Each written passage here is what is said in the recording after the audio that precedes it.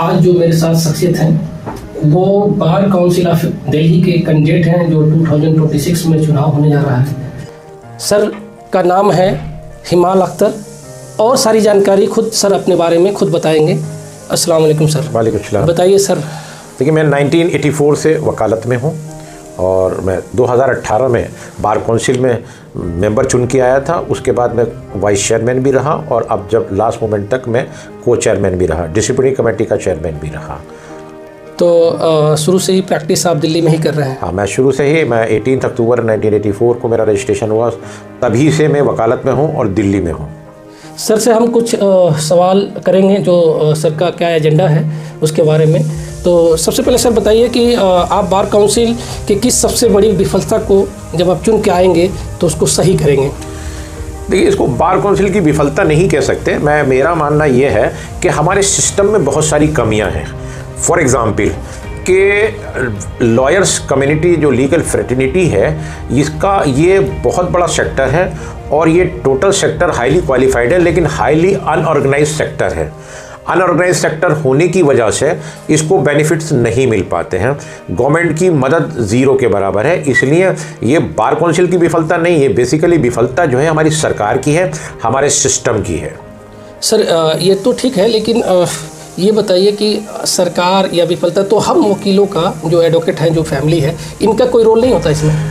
इनका रोल होता है। देखिए, मेरा मानना ये है कि मैंने जब मिस्टर रिजिजू साहब लॉ मिनिस्टर थे, मैंने उनसे भी बात को डिस्कस की थी, ये बात की थी, और मैंने कहा था कि किसी भी फ्रेटर्निटी की कम्युनिटी की वेलफेयर के लिए फंड्स की ज़रूरत होती है और सरकार कोई भी फंड एलोकेट नहीं करती है। जो रजिस्ट्रेशन की फ़ीस होती है बार काउंसिल के पास में, सिर्फ वही अमाउंट होता है, उसी से खर्चे चलाने रहते हैं, उसी से वेलफेयर के काम करने रहते हैं। तो हम इस बात की लड़ाई लड़ेंगे कि हमें बार काउंसिल को सरकार फंड एलोट करे जिससे कि हम वेलफेयर के काम कर सकें। तो मेरा पहला एजेंडा तो यही है कि हम सरकार से फाइट करेंगे जिससे कि फंड ला सकें, फाइनेंस ला सकें, और जब फाइनेंस लाएंगे तो फिर वेलफेयर के काम कर सकें।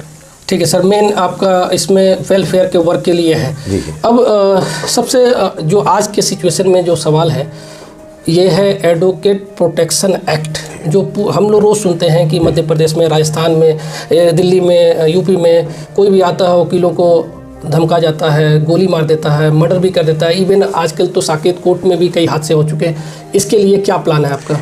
देखिए, इन तमाम प्रॉब्लम का हल जो है वो प्रोटेक्शन जो एक्ट है वो आना है। आप कहीं ना कहीं मेरी बात को सपोर्ट कर रहे हैं क्योंकि हम इतने बड़े सेक्टर में काम कर रहे हैं और हम एक जुडिशरी के एक बहुत बड़ा पिलर हैं जो कि डेमोक्रेसी का एक पिलर है, लेकिन हमें कहीं से प्रोटेक्शन नहीं है। तो तमाम प्रॉब्लम का हल जो है वो प्रोटेक्शन एक्ट है। आपको शायद याद होगा, आपने मुझे बात याद दिलाई, जब रोहिणी में एक बार गोली चली थी तो उस ज़माने में राकेश अस्थाना साहब पुलिस कमिश्नर थे। तो मैंने पर्सनली उनसे टाइम लेके और इमीडिएट उनसे मीटिंग सेट की थी। तमाम मीडिया में आया था और मैंने उनसे कहा था कि आप हमसे अगर ये चाहते हो कि हम लॉ एंड ऑर्डर को प्रोटेक्ट करें तो आप हमारे प्रोटेक्शन के लिए क्या कर रहे हैं। तो उस वक्त उनका एक प्रपोजल आया था कि भाई, हम जब तक कि प्रोटेक्शन एक्ट आपका नहीं आता है हम कमेटी बना देते हैं और आपके यहाँ से नोडल ऑफिसर वगैरह लेंगे। तो इस तरह की चीज़ों को हमारे लोगों की ऑफिसर्स की और आपके नोडल ऑफिसर की मीटिंग होगी और उसके मुताबिक बैठ के वो डिसीजन लेंगे। तो वो एक इनिशिएटिव था। उसके बाद में उनका पीरियड ख़त्म हो गया, वो रिटायर्ड हो गए। तो अगर एक्ट होता तो चीज़ें परमानेंट रहती। बिल्कुल सर, जो नए एडवोकेट्स आते हैं उनके लिए उनकी इकोनॉमिकल सिक्योरिटी, उनके लिए आगे बढ़ने का फ्रेमवर्क जो रास्ता होता है, ये आपके ब्लू चार्ट में तैयार है या? हाँ बिल्कुल, मेरे ब्लू चार्ट में है। देखिए, फिर मैं अल्टीमेट वहीं आ रहा हूँ आपके पास कि हम गवर्नमेंट से पैसा लेंगे, फाइनेंस लेंगे और उनसे कहेंगे जिस तरह आप दूसरे सेक्टर पे अपने पैसे खर्च करते हैं, आप इसे लीगल फ्रेटर्निटी के लिए भी पैसा दीजिए। और बिना पैसे के वेलफेयर का काम नहीं हो सकता है। और हमारे एजेंडे में यह है कि एक वकील को, यंग जनरेशन लॉयर को, और स्पेशली जो फर्स्ट जनरेशन लॉयर होते हैं उनको इस्टेब्लिश करने के लिए थोड़ा डिफ़िकल्टीज़ होती हैं। उस डिफ़िकल्टीज़ में बार काउंसिल कैसे कंट्रीब्यूट कर सकती है, हम इस पर लाइन ऑफ एक्शन बना रहे हैं और सोच रहे हैं कि कुछ उनको स्टाइपेंड के नाम से दें, उनको सीटिंग अरेंजमेंट का भी दें, उनको चैम्बर का हिसाब किताब बनाएं। तो we are working on it, और उस पर मैं पहले 7 साल में रहा हूँ, हमने उस पर बहुत काम किया है, और अगला एजेंडा मेरा यही रहेगा कि हम यंग जनरेशन के लिए कुछ कर सकें। हाँ, ये तो सही है कि पिछले 1 साल पहले जो रजिस्ट्रेशन होता था उसमें जो फीस स्ट्रक्चर था वो बहुत ज़्यादा था, लेकिन आप लोगों ने फाइट करके अब शायद 750 या 750 रुपये कर दिया है। ये तो नए वकीलों के लिए, जो न्यू कमर है उनके लिए तो बहुत अच्छा काम किया। मेन चीज़ है, ये तो गवर्नमेंट की रिस्पॉन्सिबिलिटी, गवर्नमेंट से फाइट की बात हो रही है सर, लेकिन हम वकीलों जो सीनियर एडवोकेट हैं वो जूनियर के लिए क्या कर रहे हैं, इस पर कोई रोड मैप या कोई ऐसी चीज़ हो जो आप कहना चाहते हो? देखिए, मेरा एजेंडे में ये बात है, आप बिल्कुल सही कह रहे हैं। जिस तरह आपने सुना होगा कि प्राइवेट आर्बिट्रेशन सेंटर खुल रहे हैं, मैंने अपने यहाँ कुछ अपने लेवल पे ये मैकेनिज्म बनाने की कोशिश कर रहा हूँ कि जैसे कॉलेज से बच्चा आता है तो उसको ना तो कोई इंटर्नशिप के लिए कोई उसका कोई कनेक्टिविटी होती है, ना कोई जूनियरशिप की होती है। तो मैंने अपने यहाँ कुछ इस तरह का मैकेनिज्म बना रहा हूँ, इस तरह का सेंटर हमारा खोलने का आइडिया है, जहाँ बच्चे आके अपनी रिक्वायरमेंट दें और रिक्वायरमेंट दे के अकॉर्डिंगली उनकी रिक्वायरमेंट के मुताबिक उन्हें इंटर्नशिप कराई जा सके, उनकी रिक्वायरमेंट के मुताबिक उन्हें सीनियर कराया जा सके।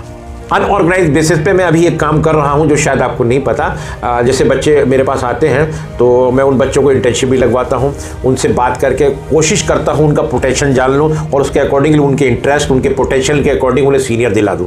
मतलब आप खुद से पहले से कर रहे हैं? मैं कर रहा हूं, और मैं उसका सबसे बड़ा एक सबूत यह है, मेरे पास 1000 इस पीरियड में मेरे चैम्बर से 1000 बच्चे रजिस्टर्ड हुए हैं, जो उन बच्चों को मेरे चैम्बर से फैसिलिटेट किया गया है। जो डॉक्यूमेंट भरवाने हैं, कागज़ कराने हैं, उनका जो भी काम होना है मेरे ऑफिस से एक छत के नीचे से उनका वेरिफिकेशन होना है, ये मैं कर चुका हूँ। कितने सारे बच्चे आते हैं अब मैं आपको बताता हूँ। मेरे पास DU से बच्चे आते हैं, मेरे पास AMU से बच्चे आते हैं, मेरे पास जिंदल से बच्चे आते हैं, जामिया से आते हैं, अमेठी से आते हैं, चौधरी चरण सिंह यूनिवर्सिटी से आते हैं, and you will be shocking and surprise BOHU से भी बच्चे मेरे पास आते हैं। तो मैं उनकी भी मदद कर रहा हूँ।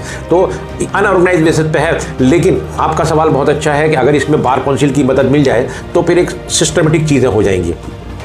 वहाँ 25 लोग होते हैं, I will fight it out for this thing, और लड़ूंगा, कराने की कोशिश करूंगा और मोस्ट प्रोबेबली करा लाऊंगा। जब तक नहीं होता है अपने लेवल पे, अपनी ताकत के लेवल पे, अपनी बेस के ऊपर मैं यंग जनरेशन लॉयर के लिए ना मदद करूंगा।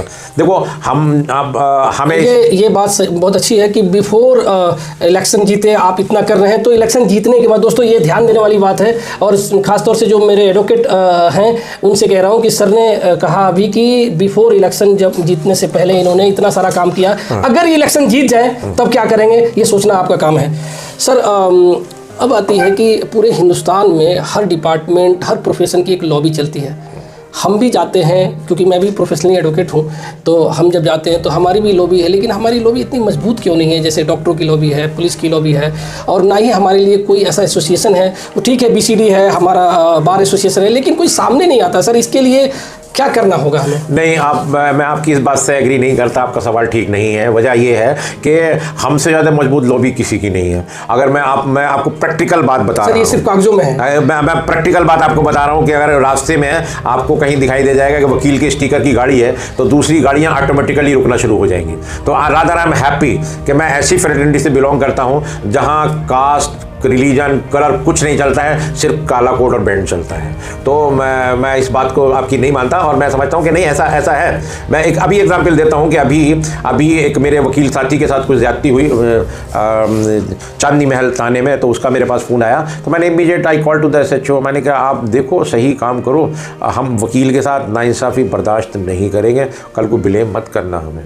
तो हम ऐसा नहीं है, मैंने तो पूरी ताकत से खड़े हैं, पूरी ताकत से खड़े हैं हमारे। और एक बात बता दूं आपको, ये वो ताकत है जिससे कि जैसे पुलिस कभी जाती करती है, तो पुलिस अगर कभी जाती नहीं सर, हमेशा जाती करती है पुलिस। वैसे तो अगर आप हमेशा की बात कर रहे हैं, तो अगर हमेशा उस जाति के खिलाफ खड़ा होता है तो आपको वकील दिखाई देगा सिर्फ। बिल्कुल सर, ये बात सही है। सर अगर किसी वकील पर झूठा FIR हो जाता है, जी, तो क्या पुलिस और प्रशासन सीधे टकराने को तैयार रहता है? मुझे नहीं लगता कि उनमें इतनी हिम्मत है। अभी हम जैसे लोग जिंदा हैं। हमने आपको शायद नहीं मालूम, मैंने 89 किरण बेदी का दौर देखा है। किरण बेदी जो बहुत बड़ी पावरफुल लेडी थी, उसने एक बार जब वकीलों के साथ जाती की, तो उसके बाद उसे उसके घर तक पहुंचा दिया था हमने, और उसका स्टेटमेंट आया था कि मेरी ज़िंदगी का सबसे बड़ा ब्लंडर है कि आई fight out with the law. ज़िंदगी भर सक्सेस नहीं हो पाई। तो हाँ, ज़िंदगी भर उसके बाद कहीं उसे जाने नहीं दिया। तो आप ज़रा, जब लॉयर्स कम्युनिटी है, हमारे पास सिर्फ यही है, जो चीज़ है हमें उसे एक्सेप्ट करना चाहिए, ये है। बिल्कुल, ये सही है। आप मानते हैं कि वकीलों के लिए चैम्बर का अधिकार है, किसी गुट की बपौती नहीं है? आप बिल्कुल ठीक कह रहे हैं। फिर आप मेरे उसी सवाल पे आ गए जिस मैंने पहले सवाल का जवाब दिया था। जब तक इस सिस्टम को ऑर्गेनाइज नहीं करेंगे ये चीज़ों का सोल्यूशन नहीं हो पाएगा। और सिस्टम को चलाने के लिए गवर्नमेंट होती है। हम इस बात को परसू करेंगे कि आप इसको सिस्टमेटिक कीजिए जिससे कि लोगों को, अब जानते हो मेरा सपना क्या है? आप पूछेंगे मेरा सपना क्या है? मेरा सपना यह है कि जब एक बच्चा रजिस्ट्रेशन कराने के लिए आए तो उसके साथ साथ रजिस्ट्रेशन के सर्टिफिकेट के साथ एक चैम्बर की चाबी हो। क्या बात है, अच्छी बात है। और चैम्बर की चाबी हो और उससे कहा जाए कि जब तक तू अपने पैरों पे खड़ा नहीं हो जाता तब तक तुझे तेरे खर्चों की जिम्मेदारी बार काउंसिल ऑफ दिल्ली के ऊपर होगी। तामीर न होने पाए वो अलग बात है, यूं तो हर ज़हन में एक ताज होता है। तो मेरा सपना है सर, ये बहुत सेंसिटिव और पूरे समाज के लिए ये क्वेश्चन है कि आज के डेट में इंडिया में जो भी टॉपर्स बच्चे होते हैं वो नीट, जेई, मेडिकल, इंजीनियरिंग चले जाते हैं। और क्या कमी रह गई हमारे प्रोफेशन में, एडुकेसी में, कि यहाँ वो बच्चे नहीं आते हैं?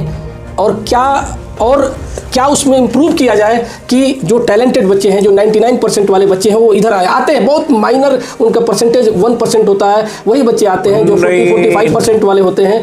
और इस प्रोफेशन की कोई सिक्योरिटी नहीं है। 4 साल 5 साल प्रैक्टिस करने के बाद से लोग ये प्रोफेशन छोड़ देते हैं। सर, इस पर क्या विचार है आपका? देखिए, आपका क्वेश्चन 2 फोल्ड पर है। एक फोल्ड पर तो यह है कि इंटेलिजेंट बच्चे इस पे क्यों नहीं आते। हाँ, ये ठीक है।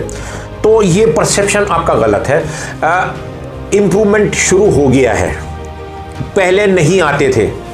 आज वकालत का स्टेटस और स्टैंडर्ड बदल गया है। आज इंटेलिजेंट जो बच्चे जुडिशरी देना चाहते हैं, जो बच्चे यूपीएससी करना चाहते हैं, अगर किसी वजह से नहीं हो पाता है तो अल्टीमेटली वो इस वकालत को चूज़ करते हैं। तो मैं पहले सवाल का जवाब तो आपके ये है कि लेकिन उस स्पीड से नहीं आ रहे हैं जिस स्पीड से आने चाहिए। यहाँ मैं आपको एग्री करता हूँ। तो इसके लिए आपको सिस्टम में कामयाबी दिखानी पड़ेगी और सिस्टम को बताना पड़ेगा कि आपकी लाइफ, आपका फ्यूचर इस सिस्टम में सेफ है। तो आपको फिर कहने की जरूरत नहीं। तो सर, इसीलिए तो आप जैसे सीनियर एडवोकेट की जरूरत है। और हम इसके लिए इसके लिए थोड़ी सी दिक्कत एक और है। मैं DU में I was the chief guest दिया, तो मैंने वहाँ एक स्पीच में एक बात कही थी। फिर मैं वही कह रहा हूँ कि हमारे एजुकेशन की जो फैकल्टी में एजुकेशन पढ़ाई जाती है और जो कोर्ट में काम होता है, दोनों में बहुत फ़र्क है। हमें एक ब्रिज बनाना पड़ेगा फैकल्टी से कोर्ट तक। और वो ब्रिज बनाएंगे हम तब जो सीनियर एडवोकेट आगे आएंगे, अपने एक्सपीरियंस को शेयर करेंगे। हमारे पास इस तरह की एकेडमी होनी चाहिए जहाँ बच्चों को आने के बाद, एक जज को गवर्नमेंट ट्रेनिंग देती है। हाँ, गवर्नमेंट ट्रेनिंग देती है। गवर्नमेंट के भाई आपने if you want to hold the court then आपको ट्रेन करके भेजा है। लेकिन हमारे यहाँ नहीं है। तो हमारे यहाँ इस तरह ट्रेनिंग एकेडमी होनी चाहिए। हम इस पे काम कर रहे हैं। यही मेरा आपसे पूछना था। हमारे यहाँ पहले दिन ही, अब आप इसको जो भी समझ लीजिए, पहले दिन ही आप आज रजिस्टर्ड कराया, कल जाके ही can appear in the supreme court as an lawyer, ठीक है ना। लेकिन कुछ चीज़ें होती हैं, कहीं ना कहीं कुछ ना कुछ ट्रेन करना पड़ता है। तो हमें ये लगता है कि ये कमी है। हमारे यहाँ ट्रेनिंग की भी एकेडमी होनी चाहिए। तो मिनिमम कितने दिन की लगभग ट्रेनिंग होनी चाहिए? आप इसको जैसे 4-6 महीने की ट्रेनिंग कुछ इस तरह होनी चाहिए कि हमें कोर्ट में अपीयर होना है, सब करना। ये सब फिर बात वहीं लौट के आ जाती है, सब अनऑर्गेनाइज है। जब तक कि इन चीज़ों को ऑर्गेनाइज नहीं करेंगे, सिस्टम नहीं दे। तो आप जीत के आते? मैं जीत के आऊँगा। मैं आपको वही बता रहा हूँ कि मैं जीत के आऊँगा। तो मैं इन जूनियर्स के लिए ट्रेनिंग की एक एकेडमी खोलने की बात करेंगे, मैं लड़ूंगा। और उस दौरान आप कुछ उनको स्टाइपेंड देंगे। अब स्टाइपेंड अल्टीमेटली बात झूठी हवा में बात नहीं करनी चाहिए। आज की डेट में पहले 14,000 थी, आज की डेट में 750 रुपये फीस है। हमारे पास बार काउंसिल के पास सोर्स ऑफ इनकम सिर्फ फीस है, इसके अलावा कोई चीज़ नहीं है। तो अल्टीमेटली गवर्नमेंट से हम पैसा लेके आएंगे और उससे जो बच्चों का उनका होता है उनका एक्सपेंसेस वगैरह देंगे, पे करें, स्टाइपेंड देंगे। दोस्तों, सर से बहुत सारी बातें और भी करनी है। हमारे साथ बहुत सारे कलीग हैं, उनके पास अगर कोई क्वेश्चन है तो वो पूछ सकते हैं। आप लोगों के पास कोई क्वेश्चन है? कैमरा घुमाइए पूरा।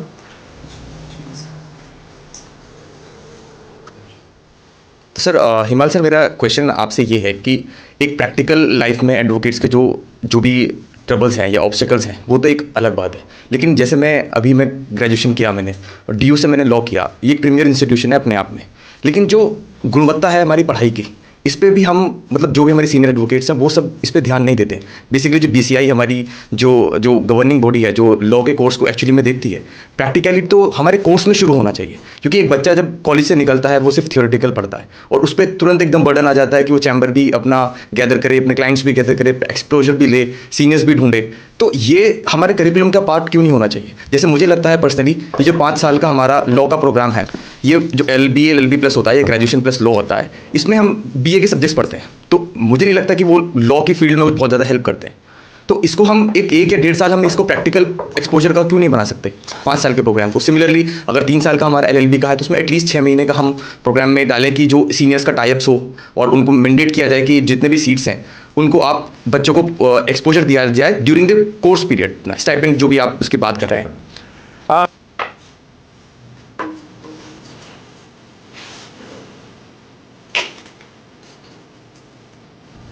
आप लोगों के पास और कोई सवाल है तो पूछिए आप लोग। ठीक है सर। हेलो हिमाल सर मेरा नाम मोहम्मद आसिफ है। जी सर। सर जैसे कि आप इस सेक्टर को अनऑर्गेनाइज कह रहे हैं और इसको ऑर्गेनाइज करने की बात कर रहे हैं, सर मैं साइंस का स्टूडेंट हूँ और मेडिकल छोड़ के मैं लॉ में आया। तो मैं इसमें सर आपसे ये पूछना चाह रहा हूँ कि जिस तरीके से मेडिकल में बच्चा पढ़ाई के साथ साथ मेडिकल में इंटर्नशिप भी करता है, उसकी सर ट्रेनिंग चलती है साथ में पढ़ाई के साथ साथ, और नालसार यूनिवर्सिटी ने इसको बाकायदा जो भी लॉ फाइनल ईयर और 4th ईयर के स्टूडेंट्स हैं उनसे बोला कि आप छोटे मोटे केसेस करिए, जैसे बेल ड्राफ्ट करना और ये सारी चीज़ें, साथ में कोर्स के साथ करिकुलम उन्होंने ऐड किया। तो सर इसको ऑर्गेनाइज करने के लिए हम लोग अपनी यूनिवर्सिटीज़ को कोर्ट से टाई अप क्यों नहीं करते हैं कि बच्चा 4th ईयर 5th ईयर में जाके सीधे कोर्ट क्राफ्ट वहीं से उसके सब्जेक्ट का पार्ट हो जाए, उसमें उसको अर्निंग भी हो। जैसे एक मेडिकल स्टूडेंट को 12.5 से 18,000 रुपये सर ड्यूरिंग उसके पढ़ाई उसको मिलता है। तो सर इस पर आप क्या कहना चाहेंगे? बताइए सर इन लोगों के क्वेश्चन। मैं आसिफ साहब आपकी बात से इत्तेफाक करता हूं और आपका सवाल बिल्कुल सही है, लेकिन कहीं ना कहीं आप मेरी बात को सपोर्ट कर रहे हैं कि ये अनऑर्गेनाइज सेक्टर है और इसको ऑर्गेनाइज होना चाहिए। अब मैं आपको ये बता दूं कोर्सेज में क्या होना चाहिए, ये गवर्नमेंट तय करती है, ये एक्ट तय करता है। द ओनली थिंग इज़ कि हम इसको रिकमेंड कर सकते हैं। आपकी बात को मैं अगर जीत के आ जाता हूं तो आपकी बात को आगे बढ़ाऊंगा और बढ़ा के गवर्नमेंट को ये रिकमेंडेशन भेजेंगे कि ये कोर्स को भी वैसे ही ट्रीट करना चाहिए जैसे तरह के दूसरे कोर्सेज ट्रीट होते हैं। आपने सुना होगा मेरे इंटरव्यू में मैंने पहले ही कहा कि एक ब्रिज की ज़रूरत है फैकल्टी से कोर्ट के बीच में अगर बच्चे से लिटिगेशन कराना चाहते हैं, और वही चीज़ ब्रिज बनाएगी कि जिस तरह आप मेडिकल में आपने कहा कि इंटर्नशिप के लिए जाते हैं, हमारे यहाँ इंटर्नशिप तो शुरू हुई है लेकिन उतनी सीरियस नहीं है और ना स्टाइपेंड दिया जाता है उनको। बिल्कुल मैं आपकी बात से इत्तेफाक करता हूँ। अल्टीमेट गवर्नमेंट के इंटरफेरेंस की ज़रूरत पड़ जाती है। BCD है लेकिन ये है कि हमारी जो लिमिटेड पावर्स है उसके मुताबिक हम लोग काम करते हैं और फिर करेंगे। हाँ ये इस सिस्टम की कमी है जो आप कह रहे हैं, इसको दूर होना चाहिए। इसके लिए हम लोग स्ट्रांगली लिखेंगे और कोशिश करेंगे शायद आपकी बात को मनवा लें। जो वकील साहब ने अभी क्वेश्चन पूछा है कि जो BA LLB 5 ईयर का कोर्स होता है या 3 ईयर का, उसमें बहुत सारे ऐसे सब्जेक्ट पढ़ाए जाते हैं जो लॉ से रिलेटेड है ही नहीं है। इकोनॉमिक्स, हिस्ट्री, ज्योग्राफी, ये सारी चीज़ें पढ़ाई जाती है। उसका क्या रिलेशन है उससे, और क्यों नहीं कोर्स को अपडेट किया जा रहा है बार काउंसिल ऑफ इंडिया के थ्रू या जो भी कॉलेजेस है, कंसर्न कॉलेजेस हैं, या आप क्या आपके पास जीतने के बाद जब आएंगे तो इनमें भी कोई चेंजिंग लाएंगे? क्योंकि वो वैसे ही बाबा आदम के ज़माने से वही चीज़ पढ़ाई जा रही है, तो उसमें कुछ चेंज करने की ज़रूरत है या नहीं है? देखिए मैं चेंज करने की ज़रूरत है, पहला आंसर तो ये है सुल्तान साहब। और दूसरा आंसर ये है कि BCI बार, देखो 2 चीज़ें होती हैं। एक तो बार काउंसिल ऑफ दिल्ली है, उसके 25 में से हर स्टेट से एक मेंबर BCI का चुन के जाता है और वो BCI के मेंबर बन जाते हैं और वो फिर अपना चेयरमैन और वाइस चेयरमैन वगैरह बनाते हैं। तो कोर्स क्या होना चाहिए, कोर्स का सेटअप क्या होना चाहिए, that is the purview of the BCI not BCD। Let us hope कि मैं BCD जीतूं, BCI में जाऊं, तो मैं आपके प्रपोजल को स्ट्रांगली रखूंगा। दोस्तों इसी के साथ सर से सिर्फ आखिरी ये कि आप क्या लोगों से अपील करना चाहेंगे जो हमारे एडवोकेट बिरादरी है और किस बिहाफ पे आपको, वो तो सब सुन लिया हम लोगों ने, वो वोट देने आएँ और अपने वोट को सही इस्तेमाल करें और आप ही को दें। देखिए मैं एक बात कहूँगा कि मेरा एक पीरियड गुजर चुका है, तो मैं उन लोगों में से हूँ जिसके बारे में आप पहले से जानते हैं। मेरे कुछ सपने थे, उसमें से एक सपना ये था कि वकीलों का कोई माई बाप नहीं होता है, तो उनके लिए मेडिक्लेम पॉलिसी और LIC policy free of cost होनी चाहिए। I was one of them जो कि केजरीवाल साहब से लड़ा, और इंडिया के किसी स्टेट में मेडिक्लेम पॉलिसी और LIC पॉलिसी नहीं है। आपके दिल्ली स्टेट में मैं लेकर आया हूँ, तो और मैं उसका नोडल ऑफिसर हूं, और कितने वकीलों को इसका बेनिफिट पहुंचा है ये मैं जानता हूं, क्योंकि एक एक आदमी की रिपोर्ट मेरे पास में है, तो ये मैं करके आया हुआ हूं। दूसरी चीज़, क्योंकि आपका सवाल था कि लोग मुझे वोट क्यों दें, दूसरी चीज़ ये थी कि आज ज़माना बदला है। कोविड ने हमारी ज़िंदगी के तौर तरीके बदल दिए हैं, और हमारी जो कोर्टें हैं वो ऑनलाइन हो गई हैं, हमारे जो जजमेंट्स हैं वो सारी चीज़ें ऑनलाइन है। बेसिकली ज़िंदगी ऑनलाइन है। तो जब ज़िंदगी ऑनलाइन है तो हमने कहा लाइब्रेरी भी ऑनलाइन होनी चाहिए, तो हमने ई-लाइब्रेरी बनाई है। मेरा सपना था ई-लाइब्रेरी बनाने का। मैं लाइब्रेरी कमेटी का, बार काउंसिल का दिल्ली का चेयरमैन हूँ, ये आपको बता दूँ। तो हमने कड़कड़ुआ में ई-लाइब्रेरी, जो इंडिया के लेवल की one of the best library है, उसका इनॉग्रेशन किया, वो बनाई। एक ई-लाइब्रेरी हमने रोहिणी कोर्ट में बनाई, एक ई-लाइब्रेरी राउज एवेन्यू कोर्ट में बनाई। 3 डिस्ट्रिक्ट कोर्टों में हम बना चुके हैं, अभी साकेत में रहती है। तो अगर मैं आता हूँ तो मैं उस अधूरे सपने को फिर पूरा करूँगा। एक अधूरा सपना ये है कि इस दिल्ली सरकार ने सिर्फ उन लोगों को मेडिक्लेम और LIC पॉलिसी दी थी जो लोग दिल्ली के वोटर थे। अब कैसे अगर मैं आता हूं तो फिर दिल्ली सरकार से लड़ेंगे और कहेंगे कि जो भी बार काउंसिल ऑफ दिल्ली का मेंबर है उसे ये बेनिफिट LIC पॉलिसी और मेडिक्लेम पॉलिसी का होना चाहिए। तो कुछ चीज़ें मुझे ऐसा लगता था कि जैसे वहाँ बार काउंसिल में एक छोटी सी बात है, लेकिन आपको लगना चाहिए बार काउंसिल के आप मेंबर हैं तो रेस्पेक्टेबल हैं। आप किसी काम से जाते हैं तो वहाँ आपके बैठने के लिए एक बहुत रेस्पेक्टेबल स्पेस नहीं था। वो मैंने कमरा जो फर्स्ट फ्लोर पर बना हुआ है, सोफ़ा के सारी चीज़ें मैंने उसको मेंटेन कराया, मैंने उसको कराया। वो भी मेरा एक सपना था। दूसरा सपना मेरा ये था कि जो अपोजिट काउंसिल होते हैं कई बार उनको गलत तरीके से नोटिस इशू करा देते हैं, लोग कंप्लेन कर देते हैं, मैं उनके खिलाफ खड़ा रहा। तो मेरा वो भी सपना था, मैंने उसको काफ़ी हद तक पूरा किया है। तो ऐसा है कि हज़ारों ख्वाहिशें ऐसी कि हर ख्वाहिश पे दम निकले, बहुत निकले मेरे अरमा, फिर भी कम निकले। तो अभी कुछ सपने बाकी हैं, आप मुझे लाओगे और मुझे आपको लाना चाहिए। मैंने जो कर दिखाया आज तक कि जब से हिंदुस्तान आज़ाद हुआ, या बार काउंसिल ऑफ दिल्ली 1961 में बनी है, तब से आज तक कोई भी वकीलों के लिए मेडिक्लेम पॉलिसी और LIC पॉलिसी, कैशलेस पॉलिसी नहीं ला सका था। मैं लाया था, बाकी लोगों के लिए फिर लाएंगे, इसलिए आपसे उम्मीद है कि आप वोट दीजिए। एक रिक्वेस्ट मेरी तरफ से है सर, आप जीत के आ जाएं। पहले ही मैं आपको मुबारकबाद भी दे रहा हूँ। Thank you. वकीलों के लिए स्टैम्प पेपर जनरल कर देना है आपको, ये है। किसी टेंडर से कहीं वकीलों के लिए जो रजिस्टर्ड एडवोकेट हैं उनके लिए स्टैम्प पेपर आम कर देना है। देखिए मैं जो मेरी यही ख्वाहिश है। देखिए आपकी ख्वाहिश है, मैं आपकी ख्वाहिश का और ख़ासकर अपने फ्रेटर्निटी के मेंबर की ख्वाहिश मैं सर आँखों पे रखता हूँ, और मैं इस पे हम वर्कआउट करेंगे और इस पे सरकार से क्या ला सकते हैं, क्या कर सकते हैं, मैं वादा करता हूँ। अगर प्रैक्टिकली पॉसिबल होगा तो विल डू इट। दोस्तों, हमारे सीनियर एडवोकेट अख्तर साहब थे और आप लोगों ने उनको सुना। दोस्तों, ये ख़ास तौर से जो मेरी एडवोकेट बिरादरी है, जो मेरा कम्युनिटी है, मेरे भाई बहन हैं, आप इनकी बातों को देखिए, सोचिए, समझिए। यहाँ पे सर ने बहुत अच्छे से एक बात कही कि यहाँ पे जात, धर्म, इलाका, एरिया कुछ नहीं देखना है। जो अच्छा कैंडिडेट है, जो काम किया है, करेगा, उस पर आप वोट दीजिए। और मेरी ख्वाहिश है कि जो मेरे साथ के लोग हैं, सर का हाथ मजबूत करें, फ़ायदा होगा, हर तरह से फ़ायदा होगा। सर वकीलों के लिए शुरू से लड़ते आ रहे हैं, हेल्थ इंश्योरेंस हो, सर ने अभी वादा किया है कि एडवोकेट प्रोटेक्शन एक्ट भी लाएंगे। तो इस तरीके से ये, और आप इसको देखिए, सब्सक्राइब कीजिए, शेयर कीजिए और हिंदुस्तान के हर एडवोकेट के पास भेजिए, ताकि समझे कि किस तरीके के कैंडिडेट होना चाहिए, किसको चुनना चाहिए। अगर हम आज मजबूत करेंगे तो BCD में जाएंगे सर, उसके बाद से फिर बार काउंसिल इंडिया का चुनाव होगा, उसमें भी सर जाएंगे। Thank you for watching.